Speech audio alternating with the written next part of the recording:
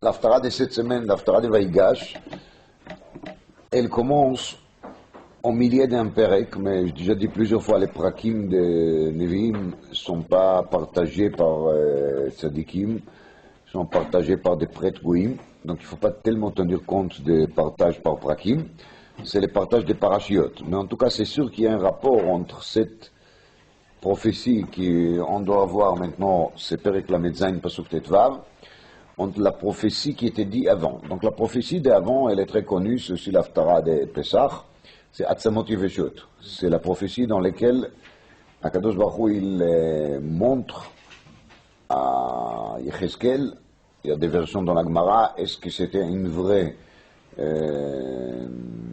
histoire, ou bien est-ce que c'était juste une vision prophétique. La Gemara dit que Rabbi Yehuda ben Beteira, il a témoigné qu'il est le descendant de ces Atzamot Yeveshot. Donc d'après lui, il est la preuve que les Atzamot Yeveshot existaient, ils ont ressuscité, etc., etc. En tous les cas, une fois que la prophétie de Atzamot Yeveshot, de ces ossements qui s'est ressuscité, elle se termine, on est à la fin de cette prophétie, on démarre une deuxième. Vaïd dvar Hashem elai laimor.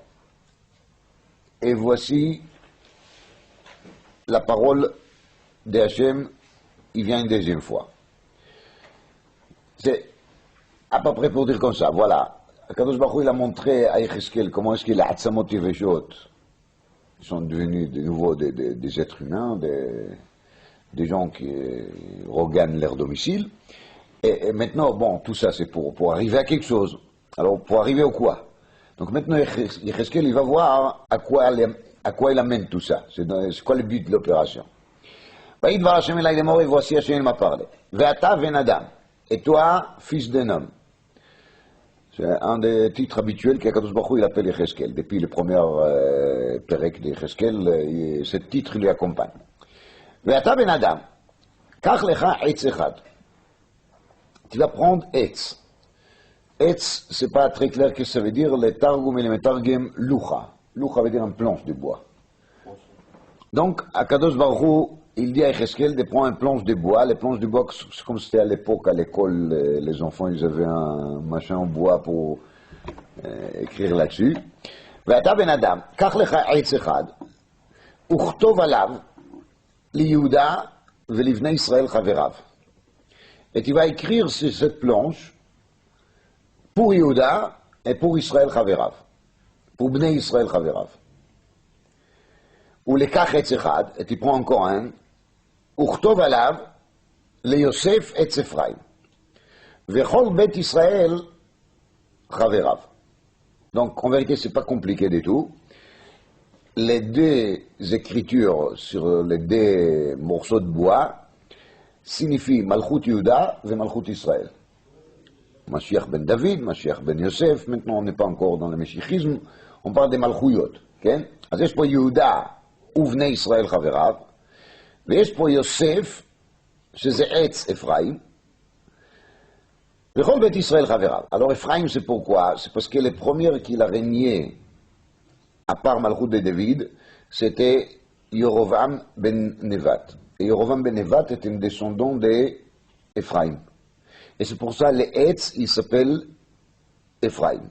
Maintenant, il y a une remarque très simple à faire ici. C'est Uchtov alav li Yehuda ve'livnei Israël chaverav. Là, on parle de Yehuda et Bnei Israël. Et quand on parle d'Ephraim, on parle d'Ephraim vechol bet Israël. Mais le teroutz, il est relativement simple.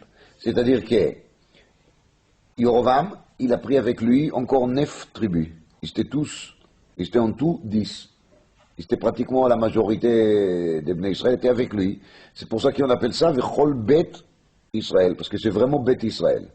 Tandis que Yehuda, il était accompagné avec un peu de Bnei Israël, c'était surtout les tribus Binyamin, qui étaient avec Yehuda.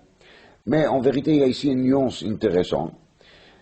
C'est que, très connu l'enseignement des Chachamim, qui est basé sur les psukim et forashim en vérité dans Sefer Melachim. dans lequel Yorovam ben Nevat, il a commencé à chercher des idées comment fermer la frontière entre Israël et Yehuda pour empêcher les gens de monter, faire Aliyah la règle. Et c'était quoi derrière sa tête? Derrière sa tête, c'était qu'ils, quand les Israéliens vont monter, faire Aliyah la règle, ils vont voir là-bas les rois de Yehuda. Et les rois de Yehuda, il a les droits, Malchei et David, ils ont les droits d'être assis dans la Hazara de Beth Amikdash. Tandis qui qu'il soit d'autre, il n'a pas le droit. Car en yeshiva ba'azara, elle a les Malchei Beit David bilvad. L'éther, la permission de s'asseoir dans la Hazara, il est réservé exclusivement à qui? Malchei Beit David. Asher Alken, il y a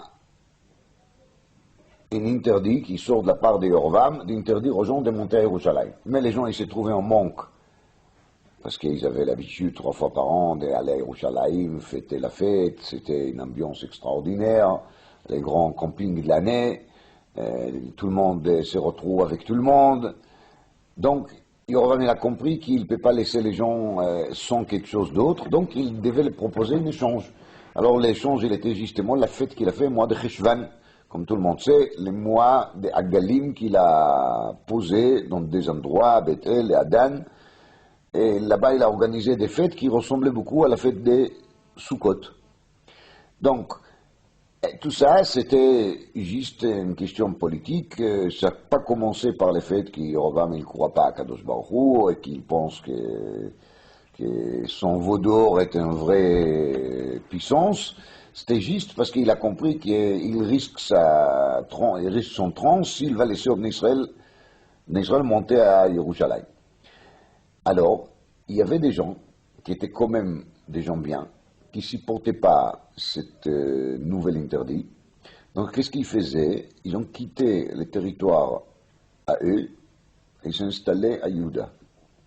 Parce qu'ils ont compris que maintenant, il y aura des années qui vont passer jusqu'ils vont avoir la possibilité de monter au Beth Amikdash. Donc ils se disaient, ça ne vaut plus le coup d'habiter ici dans la partie Israël, on va immigrer, on va déménager. Donc ils ont déménagé, ils s'est installés à côté de Yehuda pour pouvoir continuer la mitzvah d'aller à la règle. Et Kamouvan, ce n'était pas la majorité des gens, c'était une toute petite minorité. Donc quand on parle ici de Yehuda ou Vebnei Israël, Velivnei Israël, Yehuda Velivnei Israël, c'était ces particuliers, ces gens, ces individus qui s'est déplacés pour habiter avec Yehuda. Mais c'était quelques-uns, et c'est pour ça qu'on les appelle comment? Livnei Israël. Mais la grande partie, ils ont resté avec Yorovam, donc ça, c'est Yosef, et Ephraim, Vechol, Bet Israël, et pratiquement tout le monde qui reste avec lui. Vekarev otam, echad al echad, echad el echad.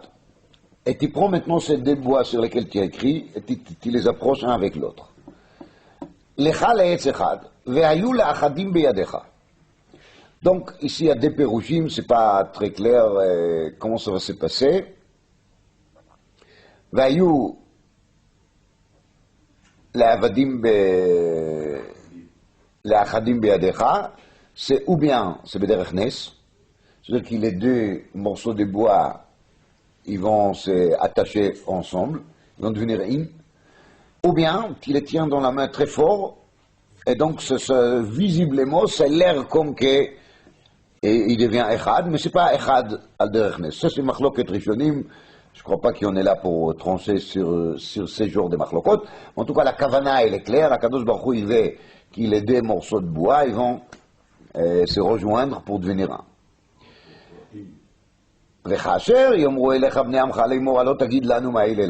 Et quand les gens ils vont pouvoir faire tout ça, ils vont te poser la question, c'est quoi ça? D'abord,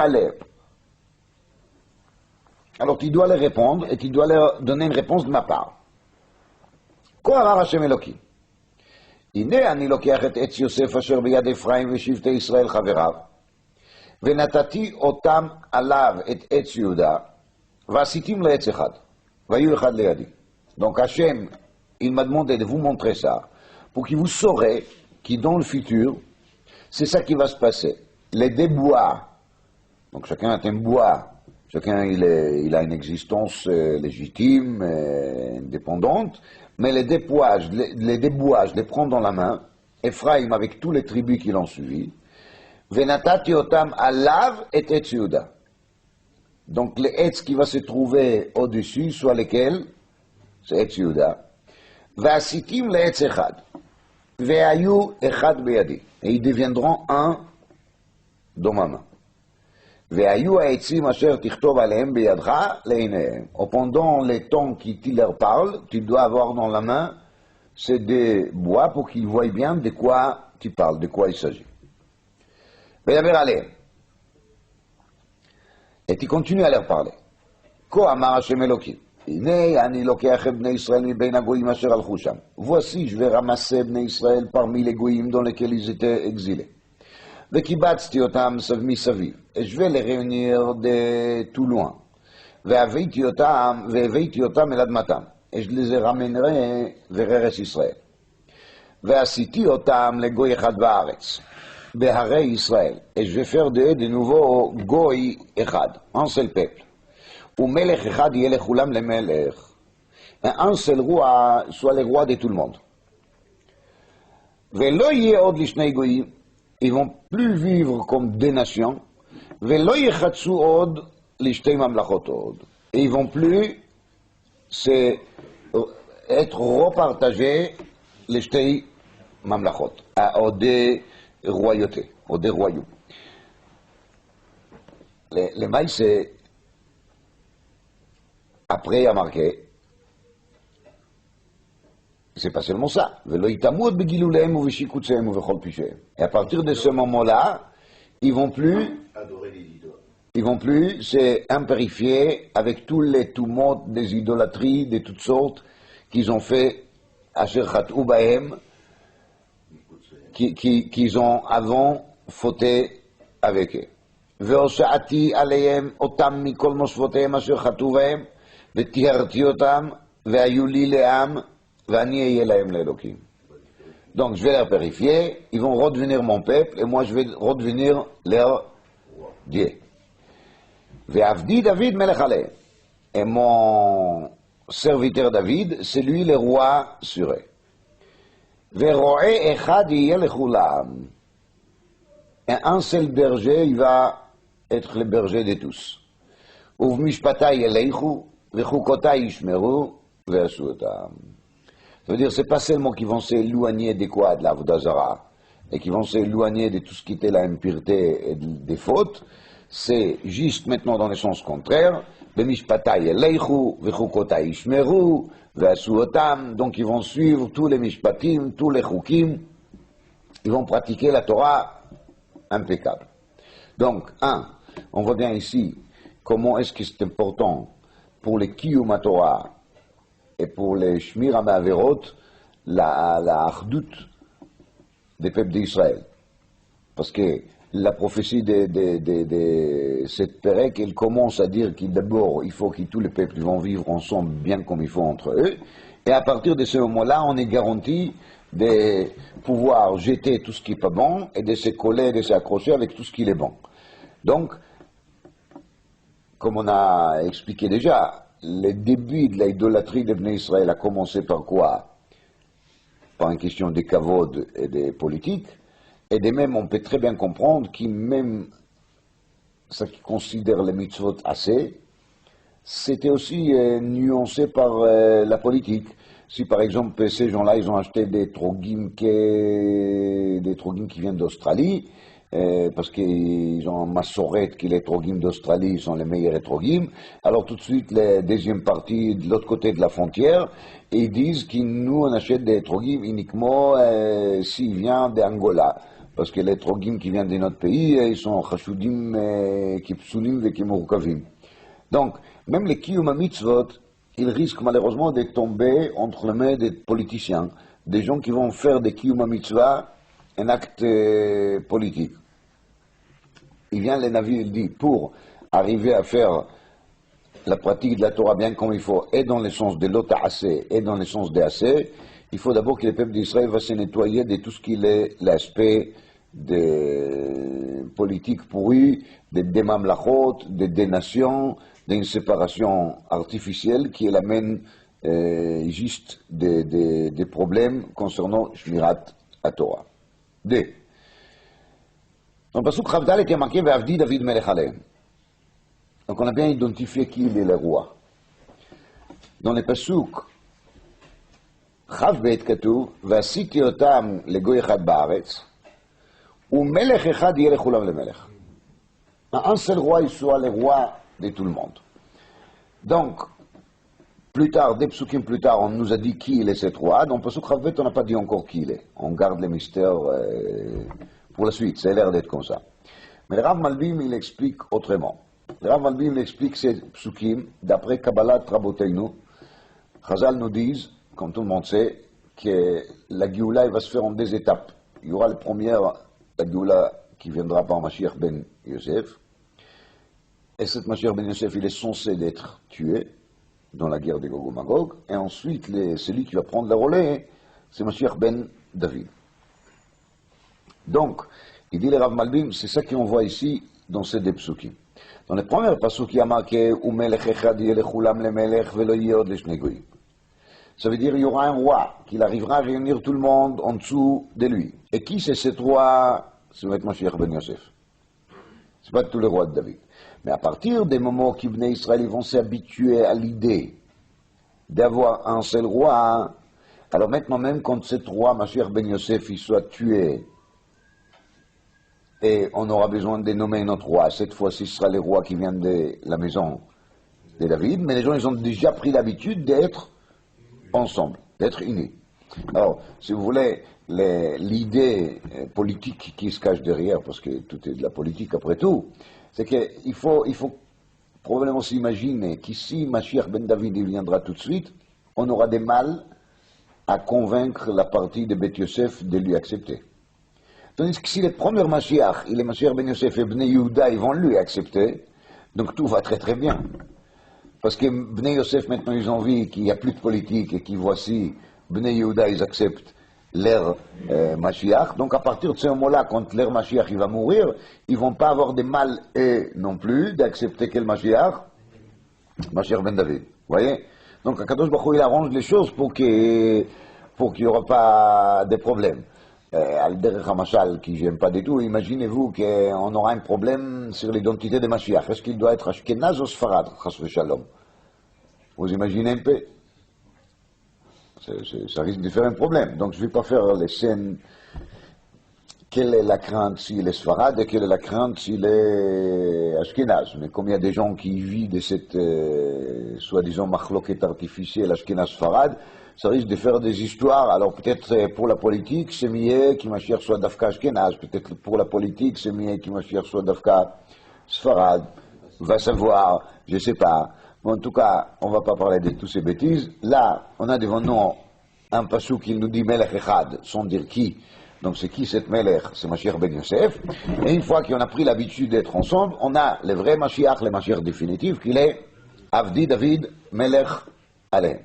Maintenant, est-ce qu'Avdi David Melech Alehem, c'est qui pshutoi, c'est Mamash David Melech, qui va ressusciter Betriat Avetim, ou est-ce qu'Avdi David Perusho, un descendant de la maison de David, qui soit Melech Alehem?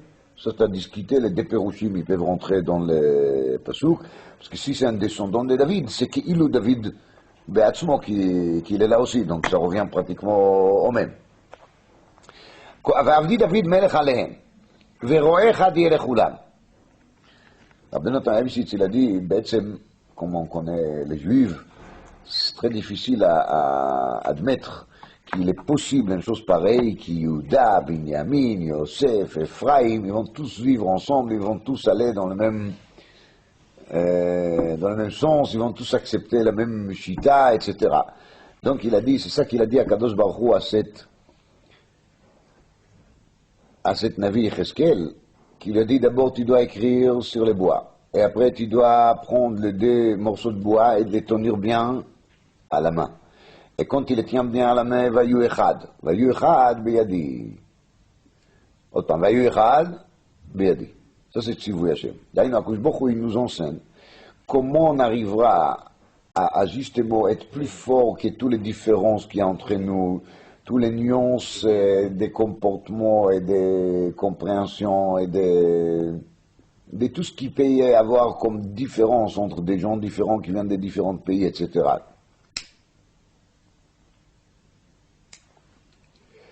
Comment on peut arriver à sauter tout ça et à pouvoir se réunir? C'est si on a l'intelligence de se trouver tous réunis entre les mains des navis.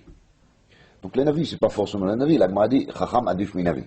Si les gens ils ont l'intelligence de se plier devant l'autorité de Chachmei Hador, de Gdolei Torah Shebador, alors cette fête qu'on est tous d'accord d'écouter qu'est-ce qu'ils disent les grands Tamigei Chachamim, qu'est-ce qu'ils disent les Chazonish, qu'est-ce qu'ils disent les Rav de Brice, c'est ça qui peut faire que tout le monde ils vont vivre bien ensemble entre eux.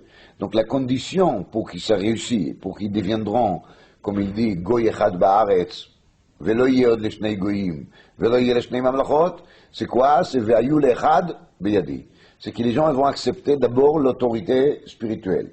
Et une fois que l'autorité spirituelle a été bien acceptée, alors ensuite, c'est grâce à cette autorité spirituelle que toutes les autres choses ils vont s'arranger automatiquement.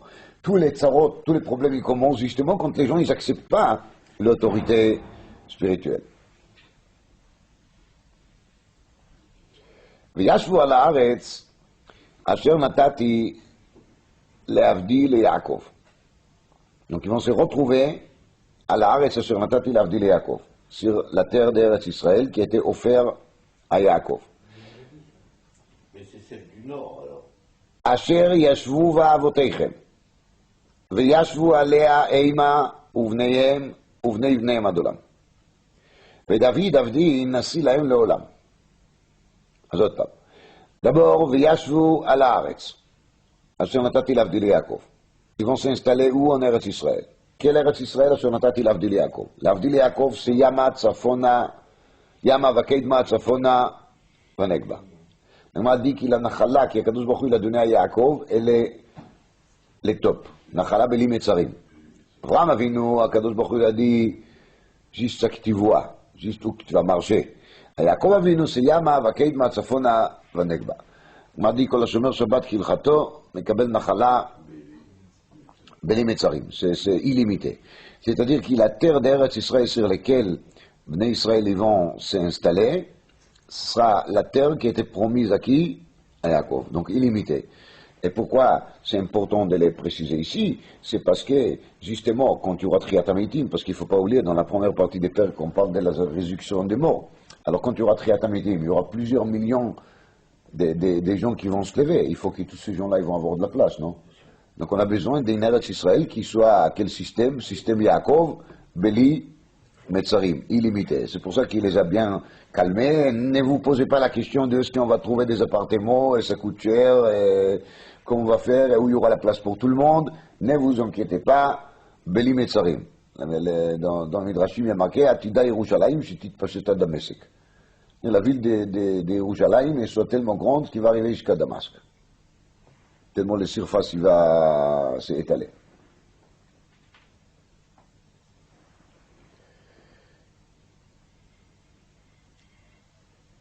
Alors ça,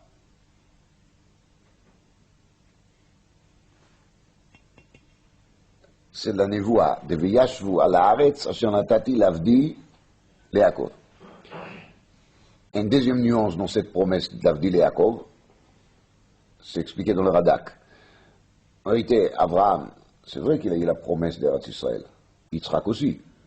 Mais et Abraham et Yitzhak, ils avaient des enfants qui n'ont pas un part en Eretz Israël. C'était une promesse à la personne, mais pas à tous ses descendants. Donc si on va revenir ici à la promesse d'Abraham ou d'Yitzhak, on est perdant. Parce qu'il y a les autres qui risquent de venir et de réclamer aussi leur part. Tandis que si on passe à la promesse qui était donnée seulement à Yaakov, alors celle-là, elle ne concerne personne. C'est juste les descendants de Yaakov, et rien d'autre.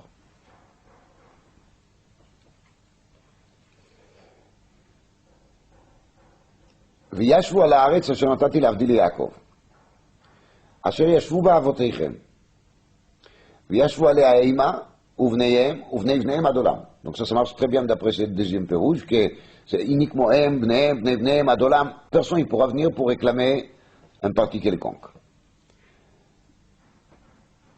Le Tzofnat Paneach, il trouve ici dans cette Haftara une source intéressante pour des paroles des Rambam qui sont marquées dans Perouche Mishnayot de la dernière période de Sanhedrin Perek Chelek. Kol Israël Shlem Chelek L'Olam Haba. Là-bas, Rambam il dit des commentaires qui sont beaucoup plus larges que les Perouche Mishnah Atzma. Il développe là-bas les Shlosh Esrei Ikarei Ha'emuna. Et bien sûr, il parle aussi beaucoup des Mashiach. Et Rambam il dit là-bas, comme ça, dans ces paroles, le Mashiach, im lochalem, v'yamut, on met Rambam, Mashiach yamut, v'im loch tartav bno ou ben beno. Qu'est-ce qui va se passer après? Rambam n'a pas dit. Donc, quand on lit cet Rambam, qui plutôt, on a l'impression que Rambam il essaie de nous dire, que Mashiach il est mortel quand même, mais après lui c'est son fils qui va régner, après lui c'est son petit-fils, et il manque ici, etc. Il manque ici, etc., a priori. Oui. Tzofnat Paneach, il n'a pas commenté comme ça les Rambam. Tzofnat Paneach, il a commenté les Rambam qui pshutoi, c'est-à-dire qu'il y aura 3 générations de meshichisme, on va dire. D'accord? Et ça qui a marqué ici. Eima, première génération, Uvnei Bnei Adolam. 3. וזהו, זה עד עולם, 3 דורות. ודוד עבדי נשיא להם לעולם. דוד עבדי נשיא להם לעולם. Après, il n'y a plus de mort. C'est terminé. Deuxième nuance très intéressante, ici il y a marqué Nassi, il n'y a pas marqué Melech. Avant, on a parlé de Melech. David Melech. Dans le Pasuk Rav Dalet. Ici, il n'est plus Melech, il est Nassi. Nassi, c'est pas Melech, c'est autre chose.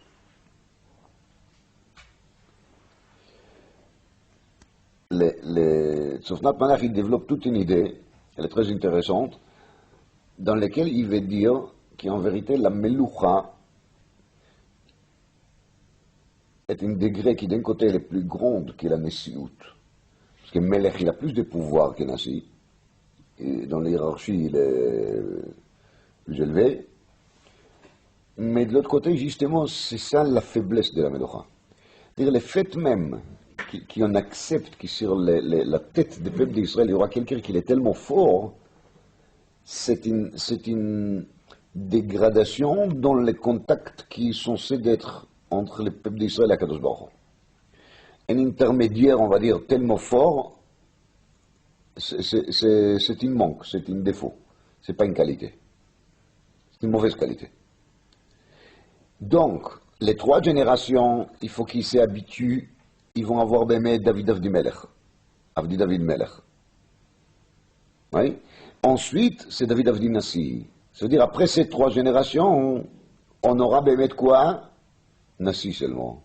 Le peuple d'Israël, il n'aura plus besoin de Melech dans son sens traditionnel, il y aura seulement la Madriga de Nassi. Et la Madriga de Nassi, c'est une Madriga qui est plus adoptée à la Madriga de Klal Israël, qui n'a pas vraiment besoin de Melech. Parce que c'est Dieu. Ils ont un contact direct avec HaKadosh Baruch Hu. Donc ils n'ont pas besoin d'un vrai Melech, ils ont besoin juste d'un gérant, qui va gérer un peu, mais pas plus que ça. Et en fait, c'est ça, d'après les Tzofnat Paneach, c'est ça le Omekatana qu'il avait Shmuel contre le peuple quand il a demandé Melech. Parce que en fait, lui, autant que Shofet, Shmuel lui-même, il était assez pour fonctionner dans le système Nassi. Donc le fait qu'ils avaient le besoin, qu'ils ont senti un besoin d'avoir un vrai homme fort en tête, un genre de Gaulle ou l'Avdil Million Avdalot, et ils ont senti le besoin d'avoir devant un vrai dictateur, un vrai roi. Ça signifie qu'ils ne sentent pas tellement leur contact direct avec HaKadosh Baruch Hu. Parce que sinon, il suffit largement d'avoir un Nassi. Ça, c'est le développement de cette pasouk d'après la chita de Baal Tzofnat Paneach. וחרתי להם ברית שלום ברית עולם. יהיה אותם. ונתתים והרביתי אותם ונתתי את מקדשי בתוכם לעולם. Donc, Kadosh Baruch Hu, il promet qu'à partir de ce moment-là, la brite, l'alliance avec Bnei Israël soit une brite jamais rompue, et le Beth Amikdash de même va rester pour toujours, jamais il soit redétruit. והיה משכני עליהם. Donc, יש מקדשי בתוכם, ויש משכני עליהם. C'est-à-dire, les מקדש, c'est un bâtiment. C'est bien beau d'avoir un bâtiment qui s'appelle Beth Amikdash. Mais s'il n'y a pas Ashrat Ashkina là-dedans, c'est pas intéressant du tout. Donc, dès que je vois un Mikdashi, deux Mishkani Alehem. La Shkina va résider sur eux tous. Vaïti lahem le Elokim, veim ayuli le Am, donc ce soit bien identifié. Et c'est pour ça qu'il n'y aura pas besoin d'un Melech, justement. וידוע הגויים כי אני השם מקדש את ישראל בהיות מקדשי בתוכם לעולם. Ça sera un signe pour les goyim que moi je suis le Melech d'Israël, que moi je suis Eloké Israël, que moi je suis Mekadesh Israël, בהיות מקדשי בתוכם לעולם. Le Mikdash soit pour toujours là. Il va se trouver toujours ici.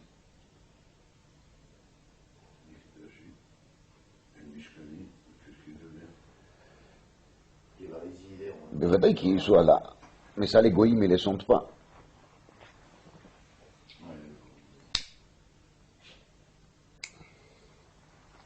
Cette partie, les goyim, ils ne sentent pas. Donc, jusqu'à là, on a compris à peu près le sens pshat de cette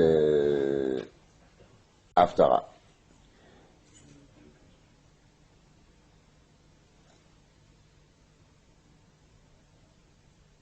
Encore une nuance concernant Yaakov, l'histoire des pierres de Yaakov. On rappelait qu'il a placé 12 pierres autour de sa tête, et tous les 12, ils se réunissaient pour faire un, et après Yaakov, il prend cette pierre et il fait d'elle Matseva. Et c'est là, d'ailleurs, le moment dans lequel il reçoit la promesse de Tsafona, Negba, Yama, Kedma. C'est-à-dire que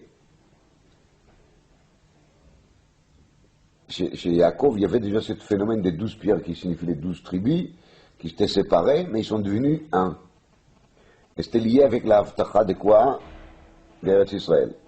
Donc c'est lié toujours, si vous voulez, avec les mêmes idées. Donc l'idée, en gros, je me sers de nouveau des paroles de Rav Malbim. Je l'ai dit à ma façon, mais c'est pas important, c'est lui l'auteur de l'idée, évidemment.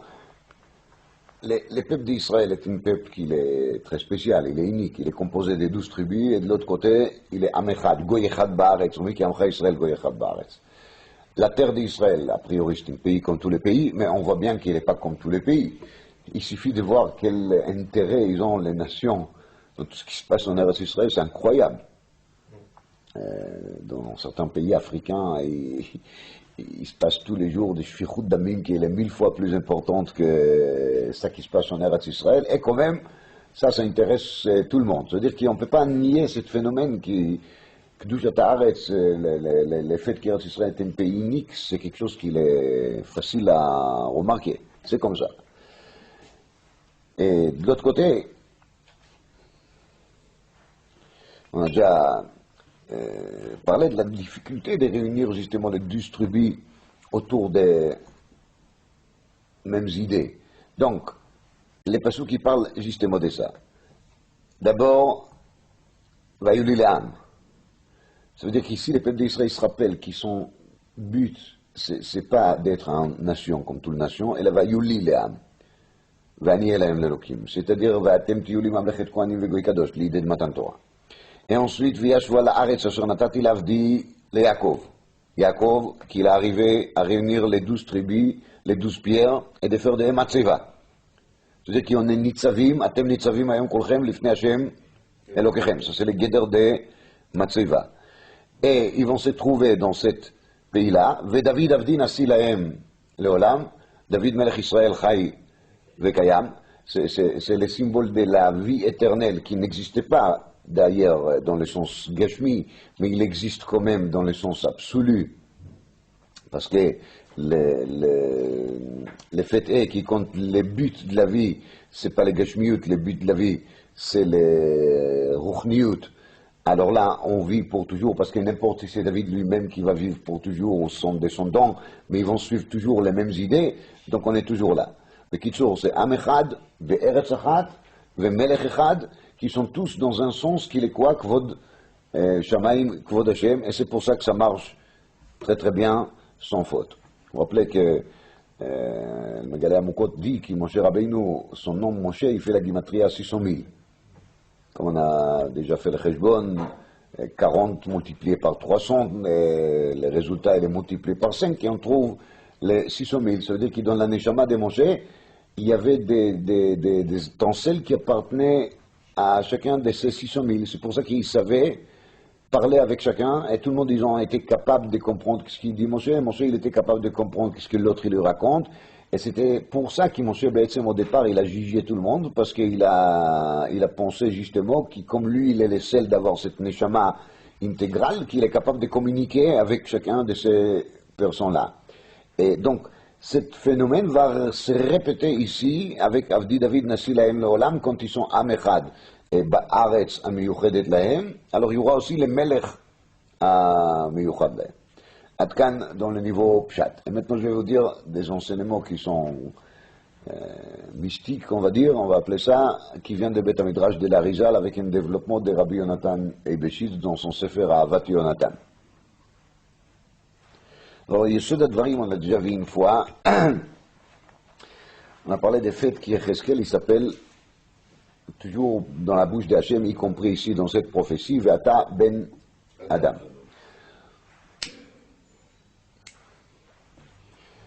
Donc le Ben Adam, ça veut dire quelque chose d'un peu désagréable, c'est qu'Yecheskel était l'étincelle de la Neshama de Caïn. Si vous voulez vous appeler ça Gilgul. Yecheskel est la Neshama de Caïn. Et dans le livre de Yecheskel, on trouve qu'il lui est arrivé une catastrophe un jour, c'est sa femme qui est morte. Et en plus, Akadosh Baruch Hu, il lui a annoncé ça d'avance.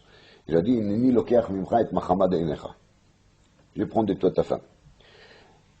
Donc, pourquoi est-ce que sa femme elle est morte? Ça a l'air d'être pas très gentil vers un prophète qui il est toujours là, aux dispositions d'Hachem, il fait faire tchouva aux autres. Pourquoi juste lui doit perdre sa femme?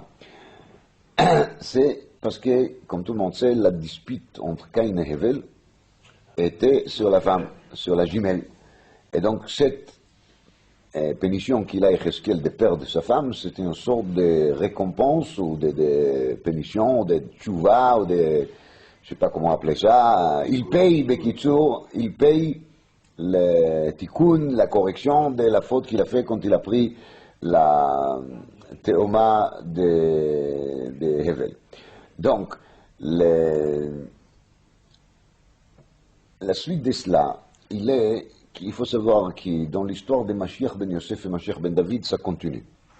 D'ailleurs, ce Mashiach ben Yosef, il est aussi Mishoresh Nishmat Caïn. Et Mashiach ben David, il est Mishoresh Nishmat Hevel, qui est Mishoresh Moshe Rabbeinu. Et comme tout le monde sait, il y a marqué dans les Zohar que Mashiach c'est Nishmat Moshe. Moshe Rashi Tevot, Mashe Aya, ou Shiye. Et Mashiach Latid Lavo, c'est marqué dans les Zohar dans plusieurs endroits, qui Mashiach Latid Lavo c'est Moshe Rabbeinu. Donc c'est Mashiach ben David, Be'etzem, il a la Neshama de Moshe. Ça rejoint l'enseignement qui vient de parler sur le fait que Moshe il a la Neshama Klalit de 600 000. Donc, c'était le même Yecheskel Caïn, Ben Adam, qui fait la prophétie sur Mashiach ben Yosef, qui est la Neshama de Caïn, et qui se trouve en face de la Neshama de Mashiach ben David, qui a la Neshama de qui? De Hevel, qui signifie Bet Yosef ou Bet Yehuda. Et là, on arrive à entendre que Yosef, il est aussi lié avec Caïn. Ça, c'est un peu mechoudash. Yosef, il est lié avec Caïn, tandis que Yehuda, il est plutôt lié avec Hevel. L'épreuve, il y a plusieurs, mais je vous dis Bekitsur Nimratz, c'est que on voit dans les rêves de Yosef qu'il base ses rêves sur Me'almim Alumim. Et Caïn, il était Oved Adama. Tandis que les frères, Roim et son aviem, ils ont continué le métier de Hevel, qui était plutôt quoi? Les bergers. Et on voit ça chez Yosef, chez Yehuda Bifrat, qui même quand il a quitté ses frères, il s'est associé tout de suite avec des bergers, il a monté, Gidi Izim, tout tourne chez lui de nouveau autour de Gidul Hatson, qui est l'histoire de Hevel. Donc, quand il voulait tuer Yosef, c'est parce qu'il connaît ce secret que Yosef il fait partie de Nishmat Caïn. Caïn qu'il a tué Hevel et qu'il n'a pas couvert son sang. Vous vous rappelez, il n'a pas couvert son sang. Et Yehuda il dit, ma bête sakina arog et achinu vekisinu edamo. Qu'est-ce qu'on va faire nous? On va lui tuer, on va couvrir son sang, parce qu'on ne va pas lui laisser comme ça. D'accord? Il ne mérite pas ça. Il ne mérite pas ça parce qu'Akadosh Baruch Hu, il a donné une autre punition. Quelle était la punition qu'Akadosh Baruch Hu, il a donnée à Caïn? Na vanad tiye ba'aretz. Tu dois être un bédouin. Donc, les chouvenim kireno lemi, la Ishmaélim. Ça, c'est les Ishmaélim, c'est les bédouins, c'est les gens qui, justement, ils ne sont jamais dans un seul makom. Ils n'arrêtent pas de bouger, ils n'arrêtent pas de partir, de se déplacer d'un endroit à l'autre. Et ça, l'idée, ma betsa kinarog et achinu vekisinu et d'amor, les chouvenim kireno dafka lemi, la Ishmaélim. Donc, les Korban de Caïn, comme Rashi dit sur le Chumash, c'était Zera Pishtan. Il a amené des Pishtan comme Korban. Et quand Yosef il est nommé roi, il a marqué qu'il par il est habillé de Bigdei Shesh. Shesh c'est Pishtan. Pourquoi c'est tellement important de savoir Pishtan? Voilà Pishtan. Sur Caïn, il a marqué qu'il Shiv'ataim Yukam Caïn. Cette génération. Et la réussite de Yosef, il passe par Sheva Shanim Atovot et Sheva Shanim. Alors, ça c'est Shiv Ataim, deux fois 7. Et de nouveau, Yosef, il repratique les métiers anciens de Caïn, Oved Adama, parce qu'il arrive, il réussit à ramasser les tvrot et de les réunir bien comme il faut pendant des années pour qu'il y aura assez pour les années de la famine, etc. Etc. Donc, les débois en question, ils sont la signification des deux, justement. Parce que Yosef, il est plutôt lié avec Etzadat, Tovara. C'est pour ça qu'on trouve chez Yosef, le Mashal Chalomot. La Gemara dit, En chalom belo dvarim betelim. כשם שאי אפשר לבר בלא תבן, כך אין חלום בלא דברים בטלים. Donc, chez Yosef, il y a une sorte de mélange entre טוב ורע. ויבוא יוסף הביתה לעשות מלאכתו. אחד אמר לעשות צרכיו נכנס, ואחד אמר לעשות כפשוטו, קונטביליטה. Alors, ma Pérouche qui, dans la personnalité de Yosef, il veut mettre les deux possibilités qui étaient en égalité. C'est Etzadat, Tovara. N'importe qui va sauf Yosef, il arrive à réussir. Ça veut dire que son côté Kaïni, il est toujours rabaissé devant les Etzerato. Mais sauf Yosef, il a une guerre énorme. Yosef, il est dans un état qu'il est Mamesh Tov Vara. C'est Etzechad. אבל העץ של משיח בן דוד זה עץ החיים.